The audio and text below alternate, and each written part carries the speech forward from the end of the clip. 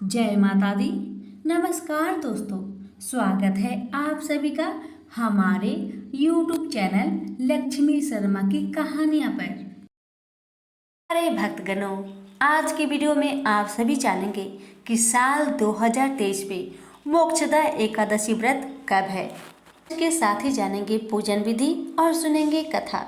मोक्ष प्राप्ति के लिए मार्गशीर्ष महीने की शुक्ल पक्ष की मोक्षदा एकादशी बहुत महत्वपूर्ण मानी जाती है। ये एकादशी व्यक्ति को सांसारिक मोह के बंधन से मुक्ति और पितरों को मोक्ष दिलाने वाली मानी जाती है। इस व्रत के प्रताप से व्यक्ति को जन्म मरण के बंधन छुटकारा पाता है। मृत्यु के पश्चात उसे वैकुंठ धाम में स्थान मिलता है। इस साल मोक्षदा एकादशी 22 दिसंबर 2023 को है। इस दिन गीता जयंती भी मनाई जाती है। तो आइए जानते हैं मोक्षदा एकादशी की कथा और मुहूर्त के बारे में।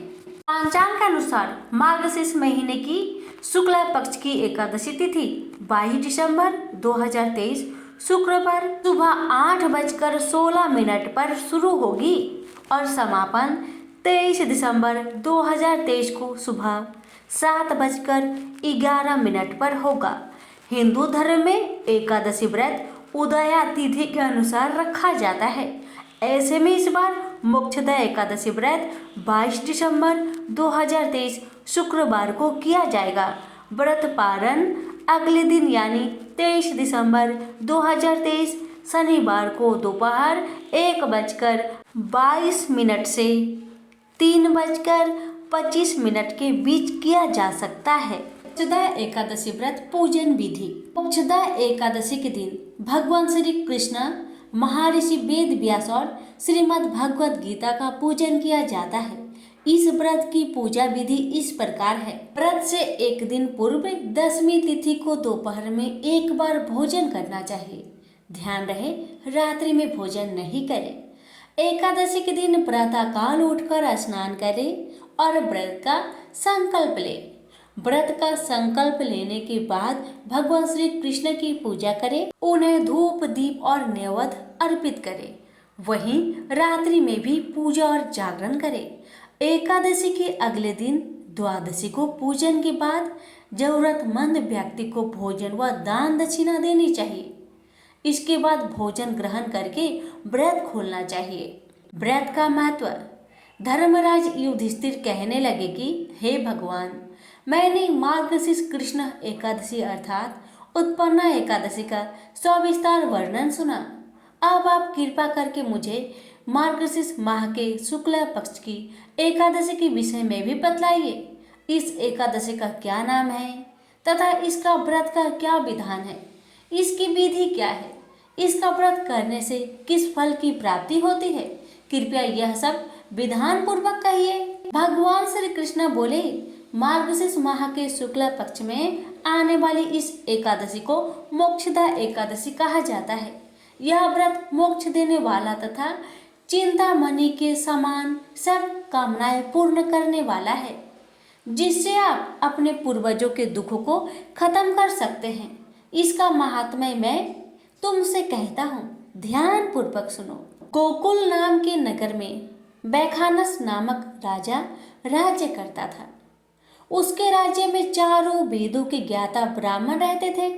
वह राजा अपनी प्रजा का पुत्रवत पालन करता था। एक बार रात्रि में राजा ने एक स्वप्न देखा कि उसके पिता नरक में है। उसे बड़ा आश्चर्य हुआ। तथा वह विद्वान ब्राह्मणों के पास गया और अपना सपने के बारे में सुनाया। कहा, मैंने अपने पिता को नरक में कष्ट उठाते हुए देखा। उन्होंने मुझसे कहा कि हे पुत्र, मैं नरक में पड़ा हूँ, यहाँ से तुम मुझको मुक्त कराओ। जब से मैंने ये वचन सुने हैं तब से मैं बहुत बेचैन हूँ। चित्त में बड़ी अशांति हो रही है। मुझे इस राज्य, धन, पुत्र, स्त्री, हाथी, घोड़े आदि में कुछ भी सुख प्रतीत नहीं होता। मैं क्या करूँ? राजा ने कहा, हे ब्राह्मण देवताओं, इस दुख के कारण मेरा सारा शरीर जल रहा है। अब आप कृपा करके कोई तप, दान, व्रत आदि ऐसा उपाय बतलाइए जिससे मेरे पिता को मुक्ति मिल जाए। उस पुत्र का जीवन व्यर्थ है जो अपने माता पिता का उद्धार ना कर सके। एक उत्तम पुत्र जो अपने माता पिता तथा पूर्वजों का उद्धार करता है वह हजार मूर्ख पुत्रों से अच्छा है। जैसे एक चंद्रमा सारे जगत में प्रकाश कर देता है परंतु हजारों तारे नहीं कर सकते। ब्राह्मणों ने कहा, हे राजन, जहाँ पास ही भूत भविष्य वर्तमान की ज्ञाता पर्वत ऋषि का आश्रम है, आपकी समस्या का हल वो जरूर करेंगे। ऐसा सुनकर राजा मुनि के आश्रम पर गया। उस आश्रम में अनेक शांत चित्त योगी और मुनि तपस्या कर रहे थे। उसी जगह पर्वत मुनि बैठे थे। राजा ने मुनि को साष्टांग दंडवत प्रणाम किया। मुनि ने राजा से उपांग कुशल पूछी। राजा ने कहा कि महाराज, आपकी कृपा से मेरे राज्य में सब कुशल है, लेकिन अकस्मात मेरे चित्त में अत्यंत अशांति होने लगी है। ऐसा सुनकर पर्वत मुनि ने आंखें बंद कर और भूत विचारने लगे। फिर बोले, हे राजन, मैंने योग बल से तुम्हारे पिता के कुकर्मों को जान लिया है।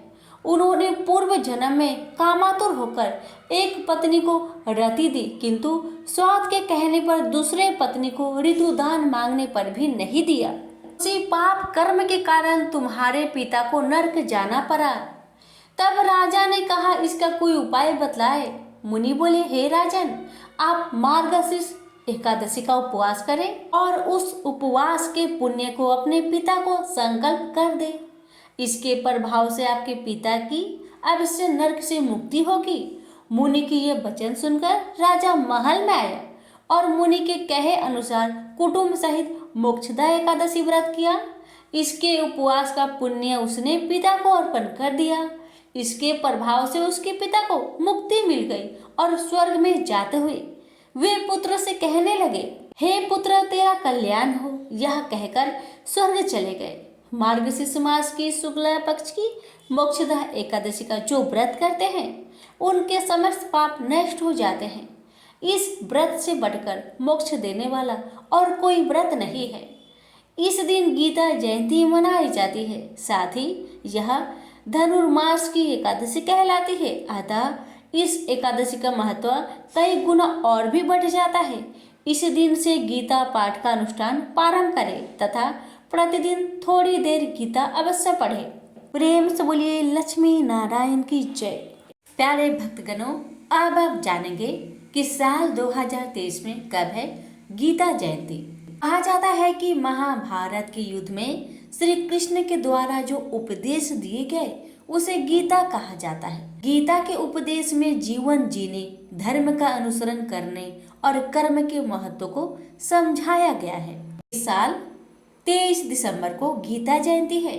मान्यता है कि जिस दिन श्री कृष्ण ने अर्जुन को गीता का ज्ञान दिया था उस दिन मार्गशीर्ष महीने के शुक्ला पक्ष की एकादशी थी। इसलिए इस दिन को गीता जयंती के रूप में मनाया जाता है।